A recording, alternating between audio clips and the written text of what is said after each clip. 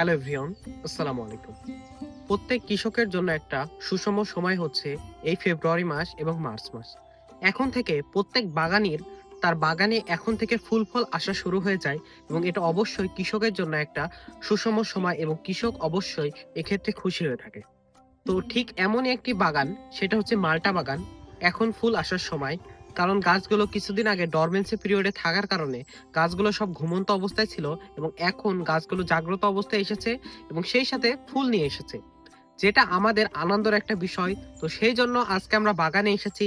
তো এখন আপনারা কি ধরনের পরিচর্যা করলে আপনাদের এই যে মাল্টা গাছে ফুল ফলগুলো এসেছে এগুলো খুব সুন্দরভাবে আপনারা পরিচর্যা করতে পারবেন, সেই সম্পর্কিত আজকের ভিডিওটি।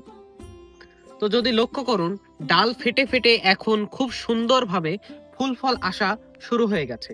আমরা লক্ষ্য করলাম বাগানে কিছু ফল রয়েছে, তবে সেই ফলগুলো আসলে খাওয়ার উপযোগী নয়। তবে ফুলগুলো অবশ্যই খুব ভালোভাবে পরিচর্যা করলে অবশ্যই বাগানে খুব ভালো ফলন নিয়ে আসা সম্ভব।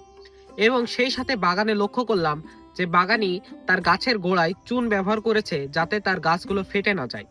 এবং এখন আপনাদের গাছে যেহেতু ফুল ফল চলে এসেছে, সেক্ষেত্রে প্রথমে আপনাদের একটি ছত্রাকনাশক এবং কীটনাশক স্প্রে করতে হবে। ছত্রাকনাশকের ভিতরে আপনারা সাপ অথবা জেনে যে ব্যবহার করতে পারেন প্রত্যেক 1 লিটার পানি 2 গ্রাম হারে। এবং সেই সাথে আপনারা একটি কীটনাশক ব্যবহার করতে পারেন। বিভিন্ন যে কীটনাশকগুলো রয়েছে যে কোনো একটা ব্যবহার করতে পারেন, তবে অবশ্যই দেখবেন যে সেটা যেন একটা ভালো গ্রুপের হয়ে থাকে এবং সেটা ব্যবহার করবেন প্রত্যেক 1 লিটার পানিতে 1 মিলি।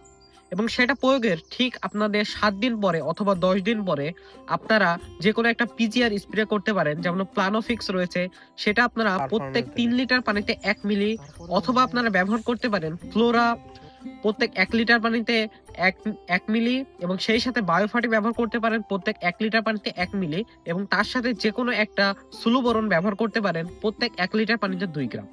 এইভাবে যদি আপনাদের গাছে খুব ভালোভাবে স্প্রে করে দেন, এবং এই স্প্রেটা পরপর 3 বার করতে হবে। যখন আপনাদের ফুলগুলো এখন চলে এসেছে আরেকবার ফোটার পরে একবার করতে হবে, এবং যখন ফলগুলো মাঝারি আকার ধারণ করবে তখন এই স্প্রেগুলো করতে হবে। এবং নিয়মিত আপনারা 15 দিন অন্তর অন্তর আপনারা ছত্রাকনাশক এবং কীটনাশকটি স্প্রে করলে আপনাদের গাছগুলো যে কুকড়িয়ে যায় বা বিভিন্ন রোগ হয় সেগুলো আর হবে না। তো ভিডিওটি দেখার জন্য অসংখ্য ধন্যবাদ। আসসালামু আলাইকুম।